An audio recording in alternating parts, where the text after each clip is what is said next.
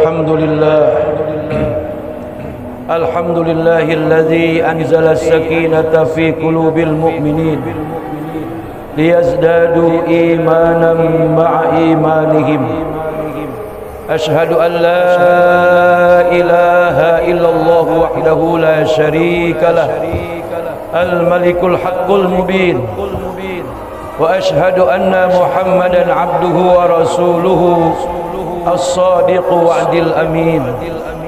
اللهم صل وسلم وعظم وكرم وبارك على هذا النبي الكريم سيدنا وحبيبنا وشفيعنا وقرة أعيننا ومولانا محمد سيد الأنبياء والمرسلين وإمام المتقين وعلى آله وصحبه أجمعين.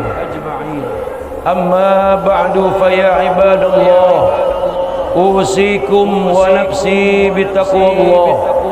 اتقوا الله حق تقاته ولا تموتن إلا وأنتم مسلمون. Para jamaah sekalian, hadirin sidang salatul Jum'ah Masjid Jami' Nurul Jihad.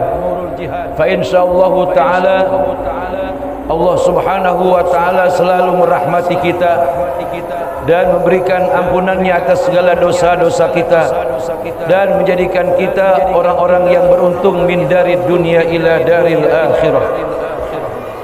Hadirin ma'asyiral muslimin rahimakumullah.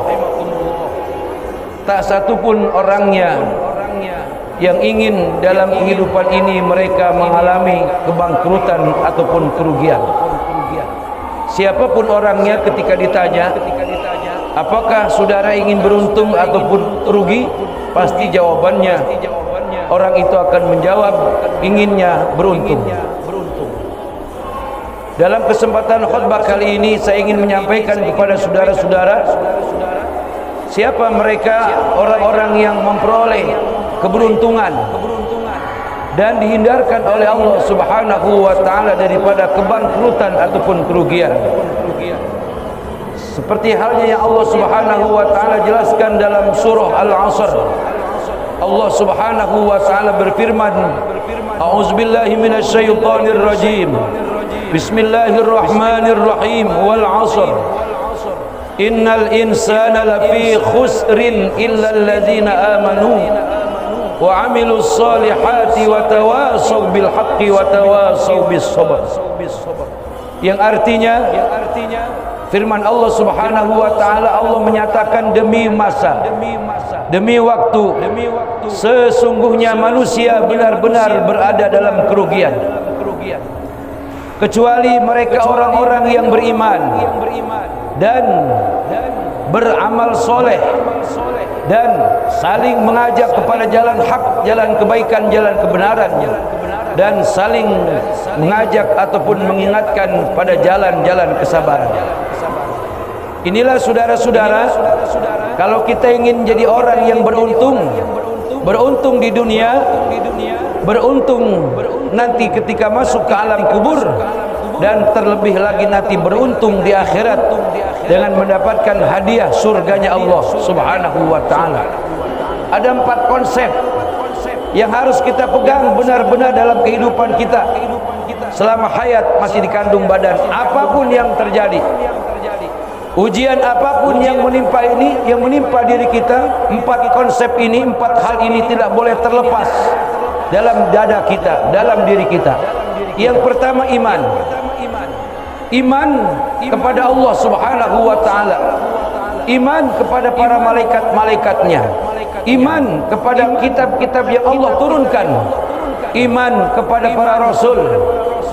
Kemudian iman kepada ketetapan Allah daripada takdir dan buruknya, serta iman kepada hari kebangkitan ataupun hari kiamat.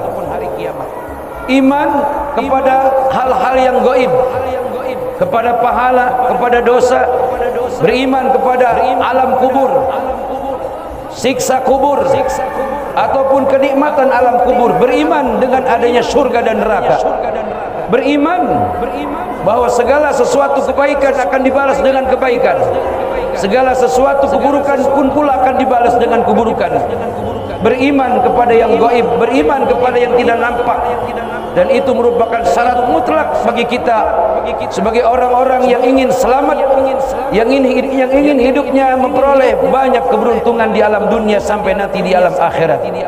Dan iman pada dasarnya secara akhlak adalah kita orang-orang yang beriman, orang-orang yang ada di sekitar kita menjadi aman daripada mulut kita, menjadi aman daripada tangan dan kaki kita, menjadi aman daripada segala pemikiran-pemikiran kita.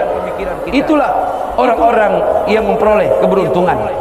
Kemudian yang kedua, untuk memperoleh keberuntungan di alam dunia sampai nanti di alam akhirat, tidak cukup dengan iman saja saudara-saudara, harus dibarengi, harus diiringi dengan amal soleh. Amal soleh minimal menyingkirkan daripada duri ataupun sesuatu yang menghalangi orang lewat di dalam perjalanan. Senyum yang manis kepada orang yang berjumpa dengan kita, itu bagian daripada amal soleh. Dan amal-amal soleh yang lainnya diantaranya hari ini kita menunaikan satu kewajiban daripada ibadah solat Jumat. Amal soleh adalah mencegah diri kita untuk tidak melakukan hal-hal yang dilarang oleh Allah, hal-hal yang dimurkai oleh Allah Subhanahu wa ta'ala. Amal soleh adalah menjadi orang-orang yang jujur. Amal soleh adalah menjadi orang-orang yang berbuat sebaik-baiknya, berbuat sesuai dengan aturan agama. Jangan menjadi koruptor kalau dia dipercaya sebagai pemimpin. Jangan menjadi seorang yang pembohong kalau dia diamanatkan segala sesuatu amanat kepada dirinya. Pendek kata, amal soleh adalah perbuatan yang menyenangkan Allah dan tidak merugikan manusia, menyenangkan kepada sesama. Inilah amal-amal soleh sebagai bekal yang kedua agar kita hidup ini menjadi beruntung di alam dunia sampai nanti di alam akhirat.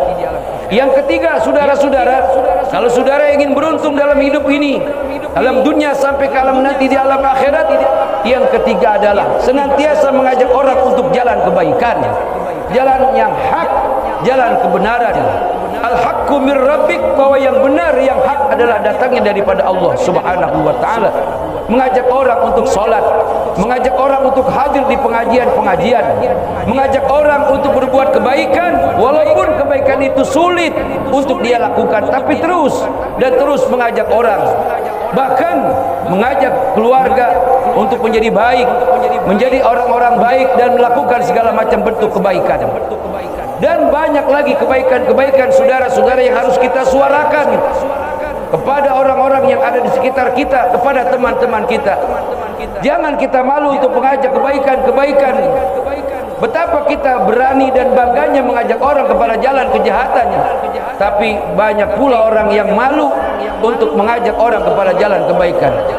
Kemudian syarat yang keempat, hal yang keempat, agar hidup ini menjadi beruntung dari alam dunia sampai nanti ke alam akhirat, berusaha dan terus berusaha untuk secara pribadi menjadi orang-orang yang sabar.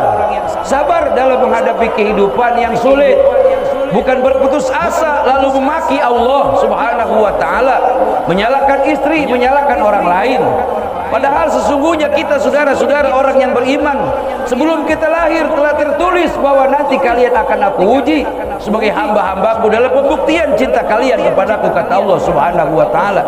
Sekarang kita terlahir ke alam dunia, sudah pasti semuanya kita mengalami ujian.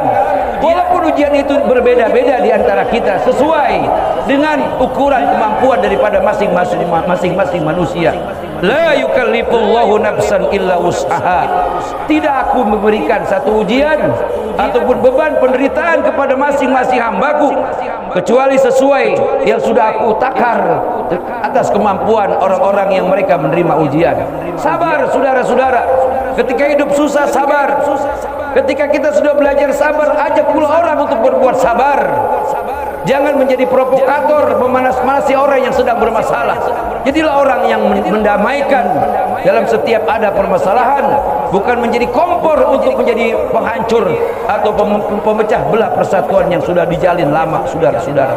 Hadirin ma'asyiral muslimin wa jumratal mukminin rahimakumullah. Dengan berusaha menjadi orang-orang yang sabar, dan ini merupakan sifat Allah dari 99 sifat Allah, dan sifat Allah ini kemudian diwariskan kepada baginda Rasul Nabi kita Muhammad sallallahu alaihi wasallam, sehingga beliau memperoleh gelar Sayyidus Sabirin, rajanya orang-orang yang sabar.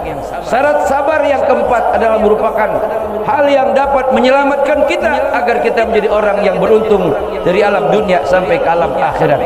Semoga Allah Subhanahu wa taala menjadikan kita orang-orang yang beriman dengan keimanan yang tangguh. Semoga Allah menjadikan kita orang-orang yang senantiasa berbuat amal yang soleh, amal-amal yang ikhlas. Sesudah melakukannya tidak pernah mengungkit-ungkit lagi kebaikan-kebaikan kita. Berbuat kemudian lupakan, berbuat kemudian lupakan. Itulah amal-amal soleh, saudara-saudara. Mengajak orang untuk jalan kebaikan dan senantiasa berbuat sabar untuk diri pribadi, mengajak kepada keluarga dan mengajak kepada orang-orang yang ada di sekitar kita. Dengan demikian dikatakan Allah Subhanahu wa taala, wa ulaika humul muflihun. Mereka itulah orang-orang yang tidak akan pernah rugi, orang-orang yang hidupnya senantiasa penuh dengan keberkahan, penuh dengan keberuntungan. Barakallahu li wa lakum fil Qur'anil azim, wa nafa'ani wa iyyakum bima fihi minal ayati wa zikril hakim, wa taqabbala minni wa minkum tilawatahu innahu huwas samiul alim. Aqulu qawli hadza astaghfirullahal azim li wa lakum wa lisairil muslimina wal muslimat wal mu'minina wal mu'minat fastaghfiruhu innahu huwal ghafurur rahim.